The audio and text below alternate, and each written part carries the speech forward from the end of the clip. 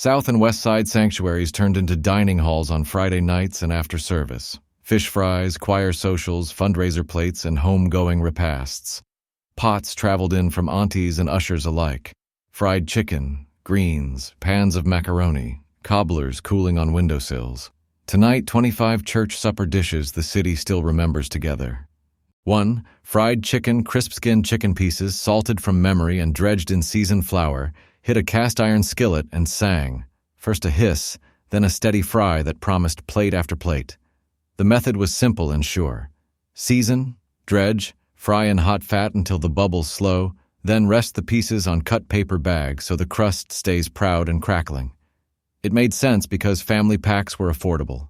Cast iron was already on the stove, and fried chicken held beautifully at room temperature for a service line that stretched from the narthex to the folding tables. A pan could arrive wrapped in foil, wait its turn, and still taste like it jumped from the skillet. The meaning was bigger than a recipe. Fundraiser favorite, choir robe money, building fund dollars, the smell that filled stairwells and told latecomers which door to find. First bite, silent nod, a blessing said twice, once at the table, once in the here. 2. Baked macaroni cheese, elbow macaroni folded into a sharp, custardy cheese base baked until the top turned bronzed and the edges pulled into little curls of crisp. The method lived in every church kitchen. Layer noodles and cheese, pour the rich batter, tap the pan to settle and slide it into heat until the center barely quivers and the corners singe. It made sense because pasta was inexpensive. Pans traveled well under a sheet of foil, and reheating didn't punish it. If anything, the edges grew more prized. Trays lined up like pews, each with a personality. Extra cheddar, hint of onion, a secret dash only the auntie who brought it could name. Meaning arrived with the first square lifted clean. A hush along the table, kids edging forward, adults pretending not to angle for the corner piece. Comfort cornerstone, the plate that bridges tastes and ages, the one that teaches new volunteers how church food should feel. 3. Collared turnip greens with ham hock, a sink filled with big squeaky leaves, wash, stack, ribbon cut, then the long simmer with onion and a ham hock that turned water into savory memory. The method asked for attention at the start and patience at the end. Skim the pot, stir low, and let the greens go from sturdy to tender while the kitchen fills with a scent that says Sunday. It made sense because greens were plentiful at markets and corner stands. A single hock flavored a whole congregation's worth of servings, and the pot liquor, the liquid itself, was a meal's backbone. Served with a splash of pepper vinegar and a square of cornbread, the bowl spoke in familiar voices. Gardens hauled in bushel by bushel, jars lined on shelves, wisdom handed down without a measuring cup. Meaning lived in the ladle, elders tasting for salt with a spoon tapped twice, children learning to love bitterness mellowed by time, and plates that told history softly but clearly. 4. Potato salad, mustard style.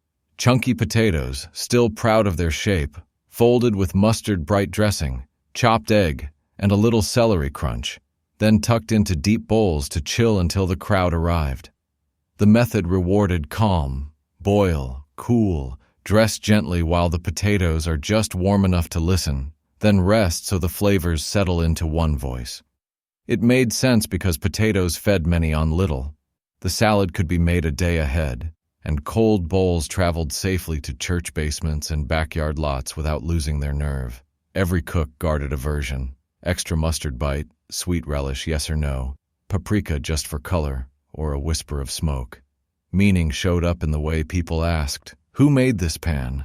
and nodded when they heard the name, in the way a scoop could anchor a plate full of fried fish or ribs, in the way summer heat bent to a cool forkful that tasted like reunion. 5 skillet cornbread cornmeal batter met a smoking hot grease skillet and rose into a bread with a crackling crust and a tender, sturdy crumb, the kind that doesn't apologize when you press it into pot liquor. The method was old and sure. Heat the pan first, pour with a hiss, bake until the top domes, then tip it out to cool just enough to cut in clean wedges. It made sense because everything it needed lived in the pantry. Cornmeal, a little fat, a pinch of leaven, and because cornbread belonged with the plates that filled these rooms, greens, beans, stews that wanted a scoop. A basket wrapped in a towel made the rounds, and hands didn't wait for a knife if they didn't have to. A wedge broke clean, steam curling up like a quiet amen. Meaning was hospitality itself, simple, generous, and ready to serve. Bread that carried stories across tables, softened sharp flavors, and made sure no one left without something warm to remember. Fleising, Friday. Fish fry, catfish, whiting, with spaghetti slaw. Cornmeal-dredged fillets, catfish or whiting, came up from the fryer crisp and golden, the smell carrying down the church stairs before the bell was even set out. Batches moved in a rhythm. Dust, fry, drain, slide into pans to keep warm while the next basket hissed. Meanwhile, a pot of tomato spaghetti waited, South Side style, tossed in red sauce that clung to every strand, with a cool bowl of slaw standing by to reset the palate. It worked because fish fries were fundraiser engines, steady lines, plates that held heat, sides that traveled easily and fed a crowd without fuss.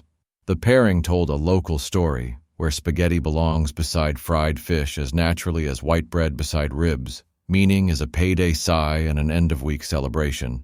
Grease-splattered aprons, laughter at the pass table, and a plate that says, "You made it through." 7 rib tips hot links with white bread. Charred rib tips and snappy hot links wore a lacquer of tangy sauce that stuck to fingers and memories alike, chopped to order on a scarred board that had seen 1,000 suppers. The method danced between smoke and heat, roast or pit until the tips surrendered tenderness, slice links thick, then mop with house sauce that had a mind of its own. Sweet here, vinegary there, always local. It made sense because tips were economical, flavorful, and unmistakably Chicago, the cut that stretched a load of ribs into more plates, while links delivered spice and snap for not a lot of money. White bread soaked the drippings and made sure nothing good went to waste. Meaning lived in the debates, mild or hot, extra sauce or just a brush, and in the way a church hall could smell like a corner pit for one night, neighbors nodding over paper plates, proud of the city on their tongues. 8. Baked mostaccioli-yash spaghetti pan pasta in red sauce blanketed with melting cheese arrived in sheet pans that slid onto tables like a promise. Seconds are coming. The method stayed humble and reliable. Boil, drain, marry with sauce, layer with cheese, and bake until the top freckled and the corners bubbled. Then hold warm under foil while the line moved. It thrived because boxes of pasta and jars of sauce filled carts without emptying wallets, and that Italian-American backbone felt right at home in a city of blended neighborhoods. A scoop rounded out a plate of fried fish or ribs, fed choirs between services, and stacked neatly in the trunk when a deacon ran late and still showed up with enough. Meaning lived in crossover comfort, a city pan that tasted like block parties, softball banquets, and after-service socials, proof that hospitality speaks many dialects but always finds the same table. 9. Green beans with potatoes smoked meat. Tender green beans and red potatoes settled into a savory broth kissed by smoked turkey or pork, the kind of side dish that could quietly become dinner when payday was still a few nights off. The how was patient, onion softened, smoked meat shared its depth, beans and potatoes took their time until everything agreed on tenderness. It made sense because every ingredient was easy to find and easy to stretch, and one smoked piece, neck, wing, hock, could flavor a pot big enough for a dozen plates. The pan held well on a warmer and fit beside anything the church kitchen turned out. Meaning showed in the spoon you used to chase the broth, in the way elders nodded at the seasoning, and in how a humble bowl could taste like both home and care. Nourishment that didn't need applause to be remembered. 10. Candied yams. Sweet potatoes sliced thick and bathed in butter and sugar, baked until the edges glazed and the centers turned tender as a good word, brought a holiday glow to an ordinary Sunday. The method kept to tradition. Arrange the slices, dot with richness, let heat coax syrup into shine, and mind the pan until the gloss says it's ready. It made sense because sweet potatoes were affordable year-round, pans traveled without complaint, and a little sweetness balanced a plate full of savory church favorites. The dish stood at every season, Easter, homecomings, repasts, quietly reminding folks that comfort can be bright as well as warm. Meaning arrived with the first forkful that tasted like family. Cinnamon in the air, voices softening, and a dessert-leaning side that told children and elders alike, there's room for joy on this plate, even when the week had asked for everything. 11. Meatloaf with brown gravy. A generous loaf of seasoned ground meat baked in deep church pans, then sliced clean so every plate looks cared for. The method stayed steady: shape, bake until set, rest a moment so slices hold, and keep a pot of brown gravy warm for the ladle that makes everything taste like Sunday. It made sense because ground meat stretched farther than steaks, slices served fast to long lines, and gravy turned a thrifty pan into something that felt abundant. You could smell onions and comfort from the stairwell. Meaning showed up in the quiet nod people give when a fork glides through a slice, in the way servers asked, "Gravy on that?" and already knew the answer, and in the feeling that a familiar loaf could steady a crowded room. 12. Smothered pork chops with onions, bone-in chops browned until the edges colored, then tucked into a blanket of onion gravy that softened the meat and sweetened the air. The method was a two-step prayer: sear for flavor, cover and simmer for tenderness, and serve with a spoon of gravy that found the rice the way rain finds low ground. It made sense because value cuts brought big taste for less, and gravy made a little go a long way across many plates. You heard the ladles tap the rim as they moved down the line. Meaning lived in the first bite that melts more than it chews, the steam that fogs glasses, and the quick-growing line whenever the word "smothered" reached the hallway. To neck bones, rice. Neck bones simmered low until the meat slipped from the bone, ladled over rice that caught every savory drip. The method asked for patience and rewarded thrift. Skim as it goes, season kindly, let time do the tenderizing, then serve with a respectful dash of hot sauce. It made sense because budget cuts carried deep flavor and rice multiplied the comfort without multiplying the cost. A pot could feed a crowd and still have seconds for the volunteers. Meaning arrived in memory. Elders smiling at a taste from home, children learning why a humble cut can be the best part, and plates that reminded everyone what care tastes like when time is the main ingredient. 14. Chicken dressing cornbread. Shredded chicken nestled beside or under a pan of cornbread dressing with a ribbon of gravy bringing it all together. The method began days earlier in some kitchens. Bake the cornbread, crumble and season, moisten with broth, bake again in deep pans. Poach or roast a bird and pull it tender. Ladle gravy just before serving.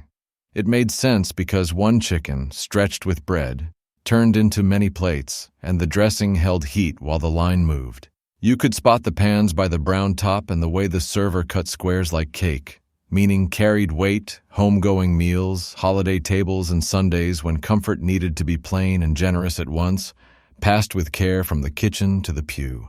15. Chili mac, Chicago goulash. A meaty chili folded around elbow macaroni until every curve wore sauce, spooned hot enough to send up small clouds. The method favored efficiency. Simmer a big pot of chili, stir in the noodles late so they stay lively, and keep the pan warm for fast scoops that mound well. It made sense because pantry pasta stretched protein, fed youth groups in minutes, and stayed friendly even when it cooled. A sprinkle of onion or cheese if the pantry allowed.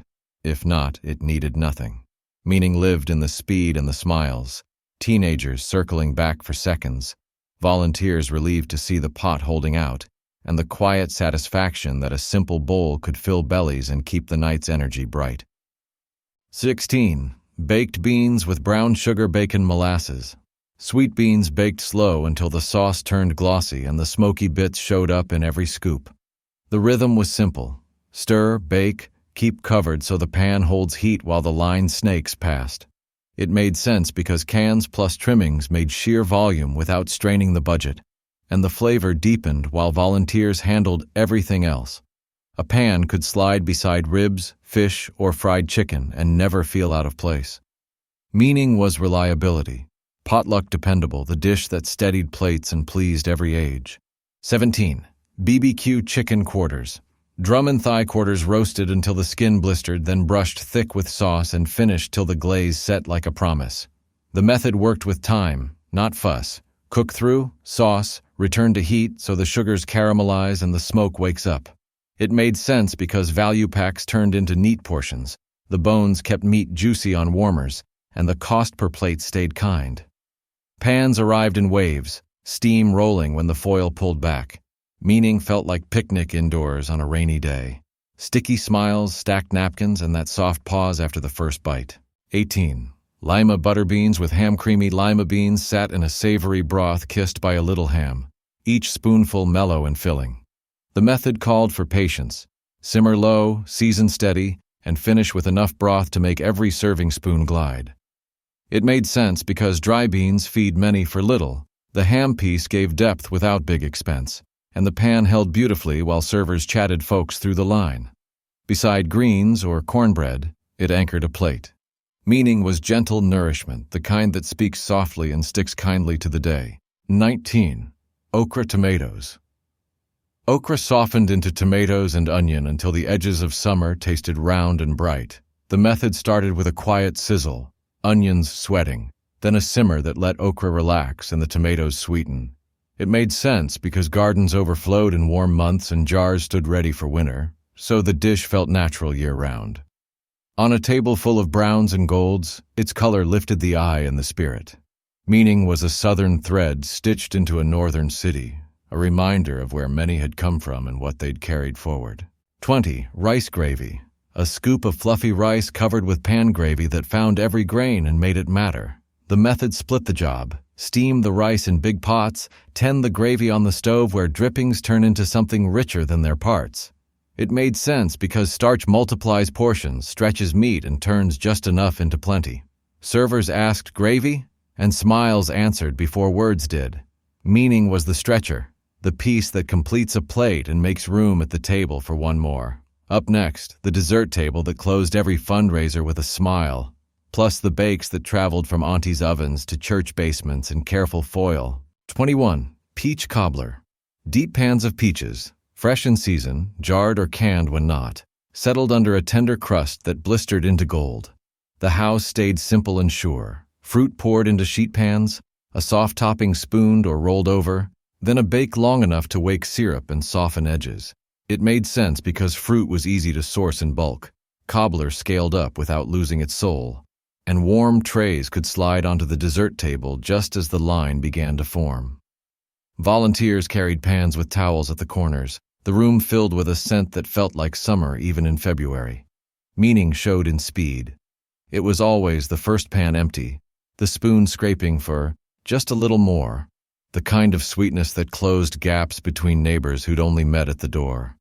A scoop beside anything salty, a quiet comfort after a long week, a reminder that generosity often tastes like fruit and warmth.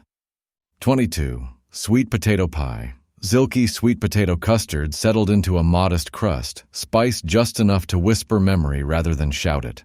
The method honored patience. Roast or boil, mash smooth, blend with gentle sweetness and warming spice, then bake until the center set and carried a soft shine. It made sense because sweet potatoes were dependable and affordable, and pies traveled steadily, wrapped in foil, stacked in boxes, cooled on fellowship hall windowsills until slicing time. At sales, they went first. At homegoings, they stood like tributes on a long table. At holidays, they tasted like family. Meaning lived in the slice that never crumbled under a fork, in the nod an elder gave when the seasoning matched their mother's, in the stories that opened with the first bite. Heritage didn't need a label here. It sat in quiet confidence, offering comfort that felt earned, dignified, and shared. 3. Banana pudding with vanilla wafers. Layers of pudding and wafers alternated with sliced bananas topped with a soft crown, whipped or meringue, then chilled until the wafers softened to just the right give.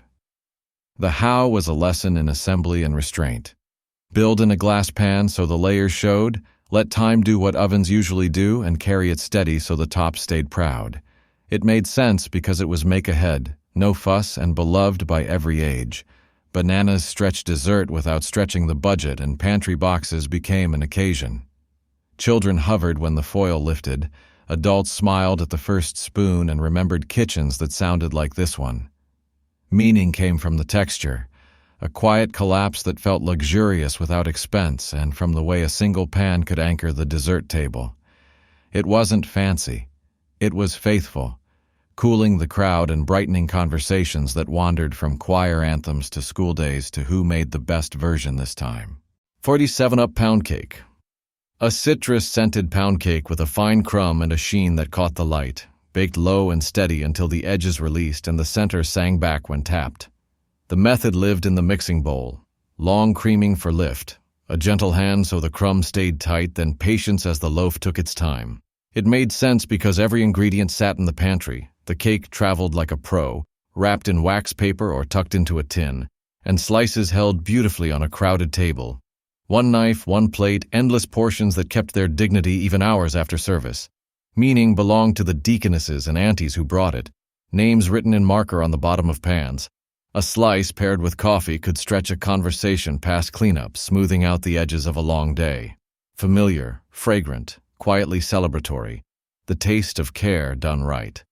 25. Caramel or chocolate sheet cake. A single tray baked into a broad canvas, frosted while still warm so the icing melted just enough to gloss and settle smooth.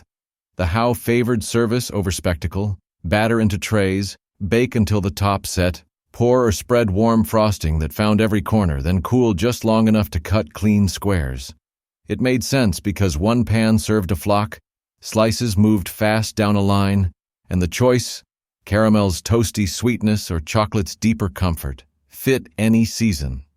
Economical ingredients, dependable results, and a texture that stayed friendly from the first hymn to the last handshake. Meaning was last call sweetness after the benediction. When voices softened, kids compared frosting corners and volunteers tucked extra squares into napkins for the ride home. The final taste of the night felt like community. Simple, generous, and enough. On these blocks, a church could turn into a kitchen in the space of a hymn. Folding tables unfolded into serving lines, a hall filled with steam and laughter, and dishes arrived carried in foil and faith. The menu told a migration story. Southern greens and cornbread beside Chicago rib tips, spaghetti pans beside fried fish, banana pudding next to sweet potato pie. Time did the heavy lifting. Low simmers, slow roasts, bakes that held steady until the bell rang, and thrift did the rest. Cuts that were once overlooked became centerpieces. Starches stretched plates so nobody was left out. Dessert tables turned ordinary Sundays into a small festival. What mattered most wasn't novelty. It was reliability, dignity, and welcome. You could taste community in the pot liquor, remember grandparents in the pound cake crumb, and hear a city's many voices in the clatter of spoons and the hush that falls when the food is right. If these plates feel familiar, they are. They carried choirs through long rehearsals, funded youth trips one slice at a time, honored elders at homegoings, and fed volunteers who stayed late to sweep floors. They also taught a kind of everyday engineering, how to cook for dozens with patience instead of expense, how to make a little meat speak loudly, how to keep a line moving without rushing grace. And like the best sermons, they were specific and universal at once, rooted in Chicago in the 1960s, but recognizable to anyone who has ever stood beneath church basement lights and waited for their turn. If one dish tugged at a memory, let it lead you back. Which plate would you bring to your own table this week? Fried chicken with a paper bag rest? Greens with a splash of pepper vinegar? Banana pudding built the night before? Tell us the church that taught you, the auntie who seasoned by eye, the choir plate you still dream about. Add your story to the long table. Patterns and dishes are drawn from Chicago community and church cookbooks, South and West Side fundraiser menus, oral histories, and city newspapers from the era with names and methods that varied by household and congregation. Historical best effort, sources noted in description, vintage cookbooks, newspapers, oral histories, archives.